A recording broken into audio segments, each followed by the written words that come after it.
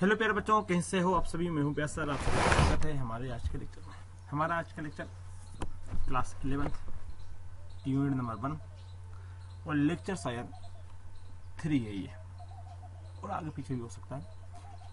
अब हम बात करते हैं, देखो लास्ट क्लास में हमने टेम्परेचर की बात की थी, टेम्परेचर तैयार हुआ था। आज हमारे पास में जो टॉपिक है वो है 1.4 अनसर्टेनिटी इन मेजरमेंट।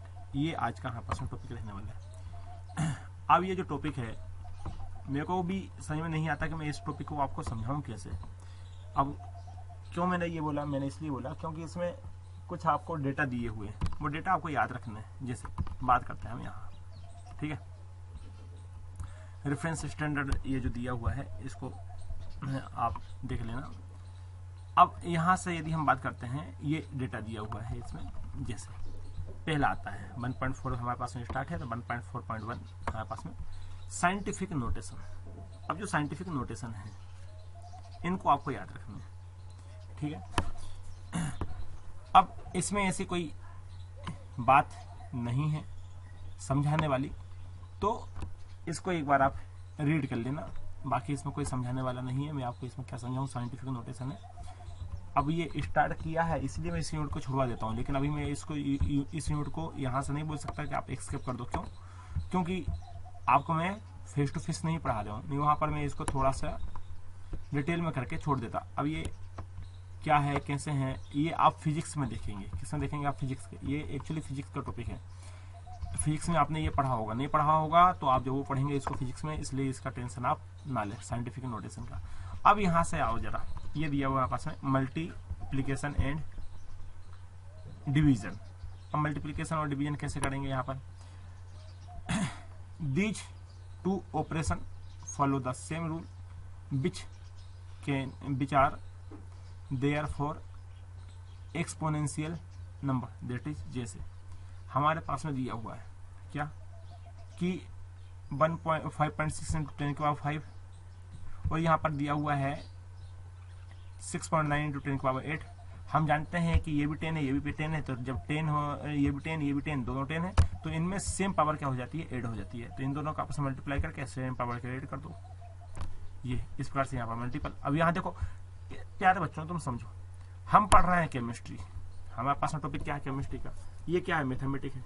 यहाँ फिजिक्स भी आ गई है, मैथमेटिक्स भी आ गई, ये बड़ा टेंशन की बात है।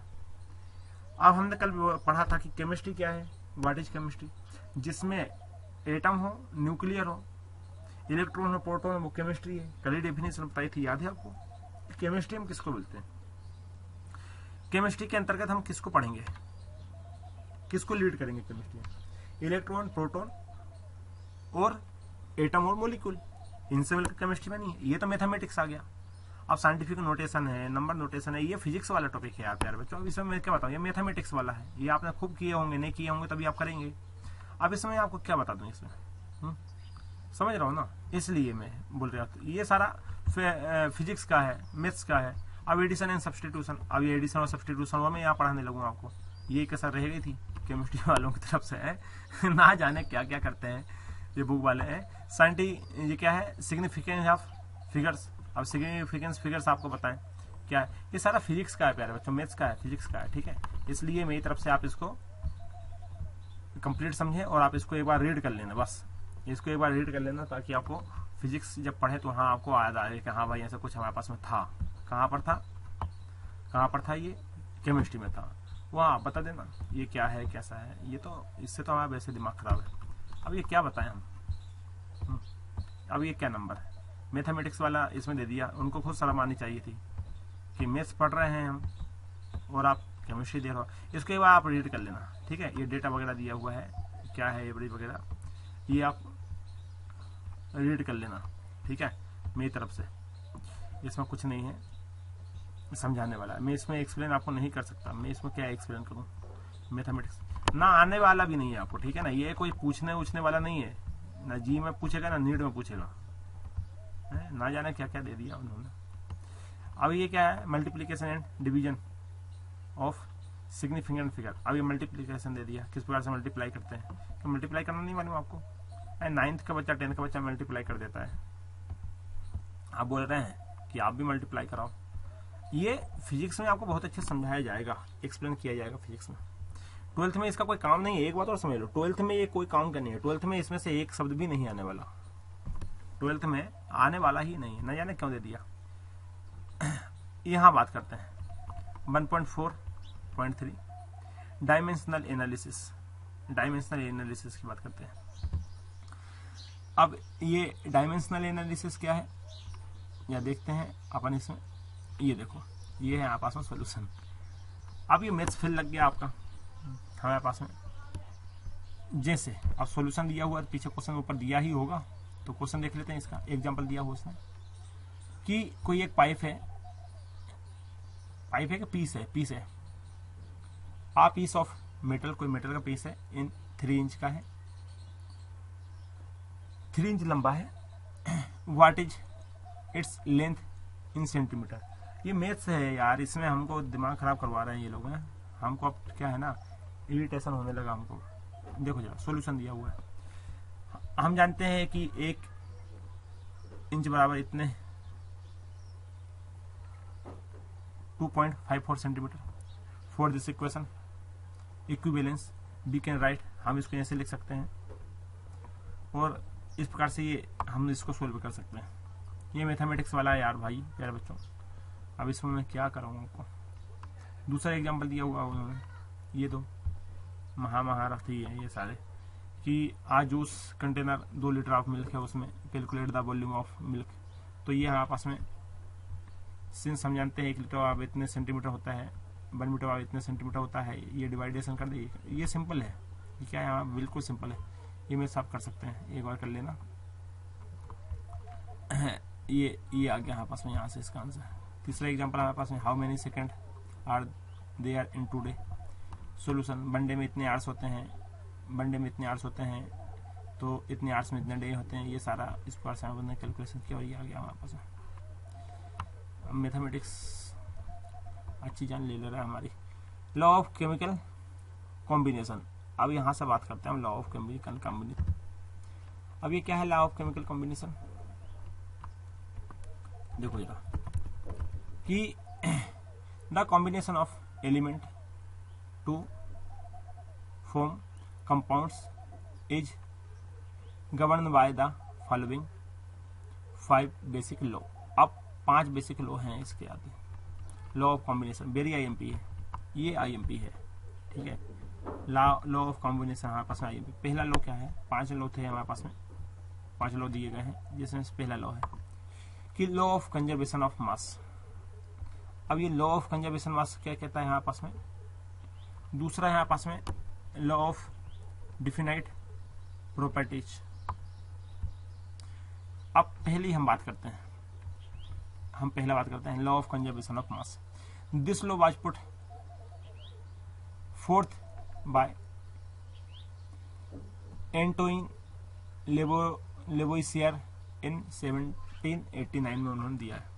He perform carefully experimental studies for combination reaction and reacted क्या and reach to the conclusion that in all physical and chemical changes there is no net change in mass. अब यहां से देखो, ये एक साइंटिस्ट थे, यहां से यहां तक जो हमने देखा, उन्होंने क्या बोला, उन्होंने बोला कि एक साइंटिस्ट थे 1789 में। उन साइंटिस्ट ने क्या देखा, उन्होंने देखा है कि कोई कंपाउंड है, यहां से देखो जरा, कि उन्होंने क्या देखा, उन्होंने देखा कि combustion reaction and reached to the conclusion that in all physical and chemical changes there is no net change in mass during the process. Hence इसका he reached to the conclusion that matter can neither be create or nor destroyed. उनके अनुसार ना तो जो matter है वो destroy किया जा सकता है और ना ही उसमें कोई चेंजेस किया जा सकता है। ठीक है। उन्होंने ये पहले लॉ में दिया कि हमारे पास में कोई मैटर है, ना ही तो हम डिस्ट्रॉय कर सकते हैं उसको, और ना ही हम उसको क्या कर सकते हैं और ज्यादा उसमें कुछ ऐड कर सकते हैं, क्रिएट कर सकते हैं। क्लियर है? तो एक बार फिर देखो, hence he reach to the conclusion, क्या कि the matter can neither be create or nor destroy, ना तो उसको क्रिएट किया जा सकता है ना ही उसको डिस्ट्रॉय किया जा सकता है। This is called law of conservation of mass.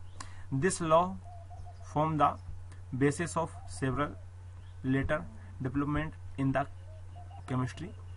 In fact, this was the result of exact measurement of masses of reactant and product and carefully planned experiment performed by Lavoisier। ये उन्होंने explain किया। तो कुल मिला के हमारे पास में यदि आपसे पूछा जाए कि भाई law of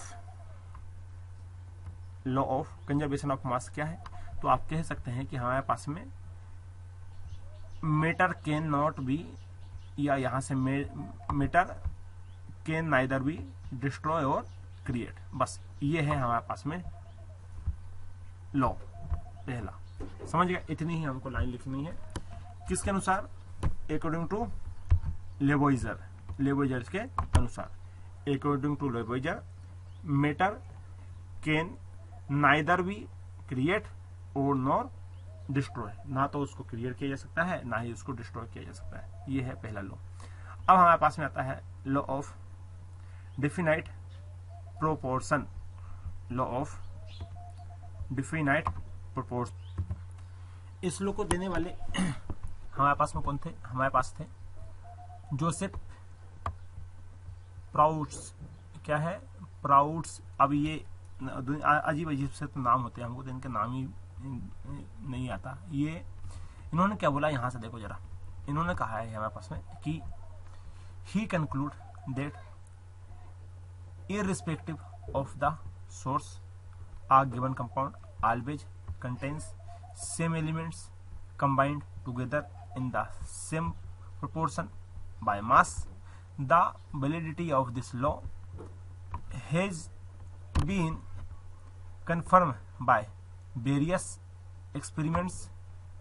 It is sometimes also referred to as law of definite composition। ये है उन्होंने कहा है कि यहाँ पास में एग्जाम्पल यहाँ दिया हुआ है कि जैसे यहाँ पास में कोई नेचुरल सैंपल लिया हुआ है, ये है उसका वेट, और ये सिंथेटिक सैंपल लिया हुआ है, ये है यहाँ पास में उसका वेट। परसेंटेज ऑफ कॉपर इसमें ये है, परसेंटेज ऑफ कार्बन इसमें ये है, परसेंटेज ऑफ ऑक्सीजन उसमें ये है। तो उनसे अनुसार क्या है, चाहे आप नेचुरल ले लो चाहे आप सिंथेटिक ले लो, उनका परसेंटेज वही रहेगा, चेंज नहीं होने वाला। तो लॉ ऑफ डिफिनाइट कंपोजिशन कि वो डिफाइन रहेंगे। ठीक है, ये है यहाँ पास लॉ ऑफ डिफिनाइट कंपोजिशन। अब आता है यहाँ पास में लॉ ऑफ मल्टीपल प्रोपोर्शन। अब लॉ ऑफ मल्टीपल प्रोपोर्शन क्या कहता है? लॉ ऑफ मल्टीपल प्रोपोर्शन बोलता है कि हमारे पास में जितना हमने कोई एक जैसे यहां से देखो, ये क्या बोलता है, इसको डॉल्टन ने दिया था और ये बोलते हैं कि यदि if two elements can combine to form more than one compound, जैसे यहां से हमने कंपाउंड एक तो ये हमने 2 ग्राम ले लिया, ऑक्सीजन ले लिया और हमारे पास में वाटर बना। ठीक है, इनके अनुसार कि इफ यदि two elements can combine to form more than one compounds, the masses of one element that combine with the fixed mass of the other elements are in the ratio of small whole number। तो उन्होंने ये बोला है कि यदि हम suppose करो कोई हाइड्रोजन ले लेते हैं, उसको कंबाइन करते हैं ऑक्सीजन के साथ में, ये हाइड्रोजन है, कंबाइन किया हमारे पास में ऑक्सीजन के साथ में, तो हमारे पास में एक कंपाउंड फॉर्म होता है, वाटर फॉर्म हुआ। तो इसका वेट, वाटर का जो वेट होता है वो इन दोनों के किसके बराबर होंगे? कंबाइन के बराबर होगा, कॉम्बिनेशन के बराबर होता है। जैसे ये 16 है, ये 2 है, 18 है, तो ये भी यहाँ पास में वाटर भी कितना मिलेगा? 18 मिलेगा। तो देखो यहाँ दिया हुआ फॉर एग्जांपल हाइड्रोजन कंबाइन किया with oxygen to form compounds namely water, इसका नेम वाटर है, एंड हाइड्रोजन पेरोक्साइड। हाइड्रोजन क्या है यहाँ पास में? पेरोक्साइड है। तो दूसरा एग्जांपल देखते हैं। यदि मान लीजिए हाइड्रोजन ले लिया और ऑक्सीजन के साथ रिएक्शन कर लिया तो हाइड्रोजन पेरोक्साइड बन जाएगा, या तो हमारे पास में वाटर बनेगा, यहाँ पास में क्या बनेगा, हाइड्रोजन पेरोक्साइड बनेगा। तो 2 ग्राम हाइड्रोजन तो 32 ग्राम हमारे पास में ऑक्सीजन। ये जब हाइड्रोजन पेरोक्साइड बनाया तो उसका वेट कितना है, 34। तो यही उन्होंने कहा था कि मास ना तो डिस्ट्रॉय किया जा सकता है ना ही उसको क्रिएट किया जा सकता है। तो इस मल्टीपल प्रोपोर्शन से हमने ये बात प्रूव कर दी। यहाँ क्लियर है। अब हमारे पास में आता है फोर्थ में क्या है हमारे पास में, Gay Lussac law of gaseous volume. अब वॉल्यूम के लिए उन्होंने दिया था, this is law was given by, अब उन्होंने इतने में 1808 में दिया हुआ था। ही ऑब्जर्व दैट क्या कि व्हेन गैसेस कंबाइन, और जब हम गैस को कंबाइन करते हैं, और क्या बोल रहे हैं वो कह रहे हैं कि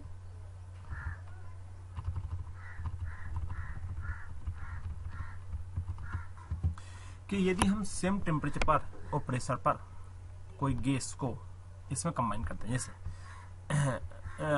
उसने बोला है कि रिएक्शन यदि हम कराते हैं दो गैसेस का, they do so in a simple ratio by volume, so provided all gases are at same temperature and pressure. जैसे इस प्रकार से 100 ml ऑफ हाइड्रोजन लिया हमने, कंबाइन किया विद 50 ml ऑफ ऑक्सीजन के साथ to give 100 ml of water, ये उन्होंने बोला था। जैसे हाइड्रोजन 100 ml ले लिया, ऑक्सीजन 50 ml ले लिया, वाटर हमारे पास में कितना बनेगा, 100 ml बनेगा। वॉल्यूम हमारे पास में वही रहेगा, इन्होंने ये कहा था। वॉल्यूम में हम चेंज नहीं कर सकते। इस प्रकार से the volume of hydrogen and oxygen which combine that is 100 ml and 50 ml bear a simple ratio 2:1 में हमारे पास में ये है। तो ये हमारे पास में गे-लुसेक के डिस्कवरी ऑफ क्या है, इंटीजर रेशियो इन वॉल्यूम। ये ओके, ये इंटीजर रेशियो में, integer ratio in volume, relationship in actually the law of definite proportion by volume. The law of definite proportion stated earlier was with respect to mass. The अब जो scientist है हमारे पास में Gay Lussac law was explained properly by the work of Avogadro in 1811। तो ये है हमारे पास में फोर्थ लॉ। अब बात करते हैं फिफ्थ लॉ, एवोगैड्रो लॉ की बात करते हैं। अब जो एवोगैड्रो लॉ है हमारे पास में, ये क्या है, इसको देखते हैं हम। एवोगैड्रो लॉ ये क्या कहता है, लॉ ये कहता है कि एवोगैड्रो प्रपोज्ड, एवोगैड्रो लॉ क्या है, Avogadro proposed that equal volume of all gases, कोई गैसेस है सबका इक्वल वॉल्यूम ले लो, एट द सेम टेम्परेचर पर and pressure should be contain equal number of molecules. ये वो कहता है, ये एवोगैड्रो लॉ कहते हैं। अब इसको जरा इधर समझो, डायग्राम के हेल्प से हम आपको समझाएंगे यहाँ पर। बाकी इसमें तो ये सारी बातें डाल दी है उन्होंने। अब देखो, उन्होंने बोला है हमारे पास में कि यहाँ पर सपोज करो ये कि कंटेनर है, इसमें यहाँ पास में ए वॉल्यूम ऑफ हाइड्रोजन है, यहाँ पास में दूसरा कंटेनर है, ये वॉल्यूम ऑफ हाइड्रोजन है, यहाँ पास में 1 वॉल्यूम ऑफ ऑक्सीजन है। ये जब कंबाइन हो जाएंगे तो 2 वॉल्यूम ऑफ वाटर वेपर की प्रेशर हमको बनेगी। ये वो कहता है एवोगैड्रो लॉ कि हमारे पास में यदि 2 गैस सेम हो, एक गैस हमारे पास में डिफरेंट हो, जब इसको हम मिलाएंगे तो हमारे पास में 2 मोल की ही क्या बनेगी, क्योंकि हमारे पास में कितनी डिफरेंट गैसेस थी, 2 डिफरेंट गैस थी। एक तो हाइड्रोजन हो गया और दूसरा हमारे पास में क्या हुआ, ऑक्सीजन हुआ। तो इन 3 जरूर दिख रही है, लेकिन हमारे पास में ये एक ही, ये सेम टाइप की है। यदि हम बात करें इसकी, तो ये क्या है हमारे पास में, ये सेम टाइप की हाइड्रोजन, ये डिफरेंट टाइप है। तो इन दोनों ने मिलकर हमारे पास में 2 वॉल्यूम ऑफ वाटर वेपर बनाया। तो ये कहता है हमारे पास में ये एवोगैड्रो लॉ। क्लियर है। तो इस प्रकार से हमारे पास में ये लॉ हुआ कंप्लीट। अब आगे हम बढ़ते हैं डाल्टन एटॉमिक थ्योरी के ऊपर, लेकिन इस डाल्टन एटॉमिक थ्योरी को आज हम नहीं करेंगे, इसको आने वाली क्लास में करेंगे। एक बार इसको आप देख लेना, इसको रीड कर लेना, ज़्यादा इसमें झंझटबाजी वाली बात नहीं है। ठीक है, तो मिलते हैं आने वाले लेक्चर में। जब तक पढ़ाई करते रहिए। Wish you all the best. Thank you.